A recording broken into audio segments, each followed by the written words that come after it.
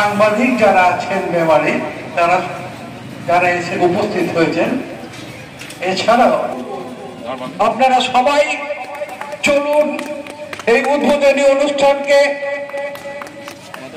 একটা মাত্রা দিন। আমরা চাই এই গর্বের 21শে উত্থান আমরা সাদরে সমস্ত মানুষকে আমন্ত্রণ জানাচ্ছি, আপনারা আসুন। এত ভালো প্রয়াস, এত ভালো কর্মকাণ্ড মেমারির উন্নয়নে মেমারি পৌরসভাই দেখাতে পারে। আমরা চাই সবাই আপনারা আসুন, এসে আমাদের এই সাফল্যমণ্ডিত মেমারি পৌরসভা কাউন্সিলর ডক্টর কৃষ্ণপদ বিশ্বাস, শেখ ইউসুফ, বাপি ব্যানার্জি, সুনীল মুর্মু, আমরা হয়েছিল সেই পরিচয়কে মাল্যদান করবেন।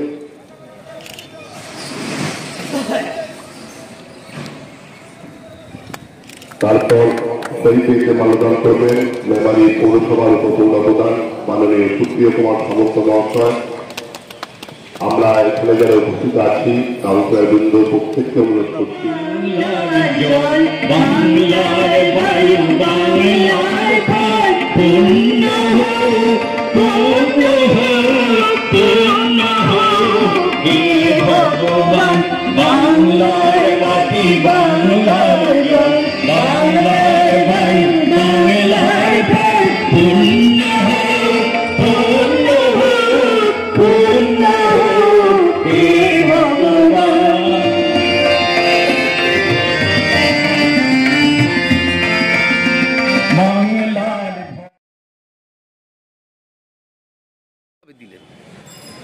রূপটা দেওয়ার তাগিদটা এসেছে আপনাদের কাছ থেকে।